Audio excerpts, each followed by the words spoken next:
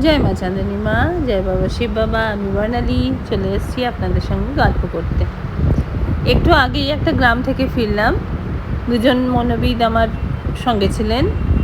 তাদের নাম আমার নাম করা বারণ বলে আমি বললাম না, কোনো ছবি আমি তুলি না, কারণ এটা একদমই সিক্রেট প্রজেক্ট একটা মানুষকে ঠিক করার, এবং ওদের প্রজেক্ট সঙ্গে আমি থাকি।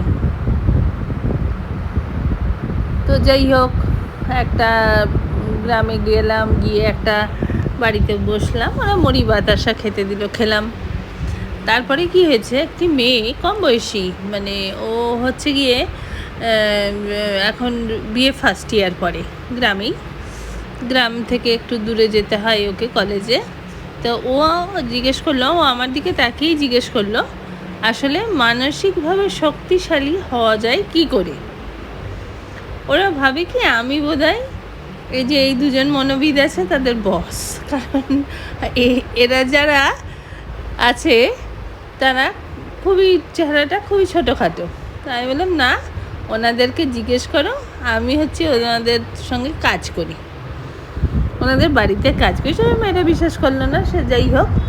তখন আমার দিকে তাকিয়ে বললো, যখন আমি মজা করে বললাম, দেখো আমার কাছে যখন জানতে চাইছো, আমি নিজে খুব শক্তিশালী, কারণ আমার বাবার নাম ছিল শক্তি, আর শান্তি যদি বলে আমার জ্যাঠামশাইয়ের নাম ছিল, যার জন্য এটা আমি উত্তরাধিকার সূত্রে পেয়েছি, ওনাদের জিজ্ঞেস করো।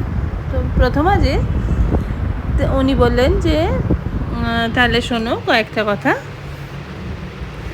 যা ঘটে গেছে তাই নিয়ে কোনো দিন ভাবতে বসো না, হ্যাঁ, আর গুজব ছড়িও না, কখনো গুজবে কানও দিও না, আর কি কারো কাছ থেকে বেশি এক্সপেকটেশান, ধরো তোমার বন্ধু তোমাকে এটা হেল্প করবে, তোমার পিসি তোমাকে এই বছর জামা কিনে দেবে বা এই শাড়ি কিনে দেবে, এসব এক্সপেকটেশানে যেও না। আর তুমি পড়াশোনা করছো, তো কী নিয়ে পড়াশোনা করছো? বললো, আমি ইতিহাসে অনার্স নিয়ে পড়াশোনা করছি। বললো, হ্যাঁ, তোমার তো ওর অনেক স্বপ্ন আছে মেয়েটির। তা বলে ব্যর্থ হতে ভয় পেও না, সেটা তোমাকে মানসিকভাবে অনেক শক্তিশালী করে দেবে। কারোর কথাতে অত পাত্তা দিও না, আর অতীতে বা বর্তমানে যে তোমাকে অপমান করে তার কাছাকাছিও যেও না। এটা একটা তোমার শান্তি বা শক্তির একটা দিক হবে। আর যা তুমি তুমি তো অন্য মানুষকে পরিবর্তন করতে পারবে না, তাহলে তুমি সেটা করতেও যেও না, আর গুজবে কান দিও না। এই হচ্ছিল তার কথা।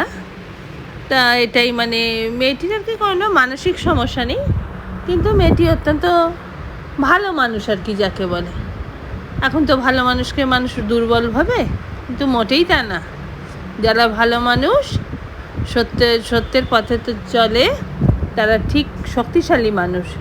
এবং আগেকার দিনে যেমন পড়ানো হতো না, honest is the best policy, সেটাই তাই। তো আমি ওকে বললাম, তো মেয়েটা হাসি মনে আমাদের আসার সময় গাড়িতে এক গাল হেসে বলে, আপনারা আবার আসবেন? হ্যাঁ, নিশ্চয়ই আসবো।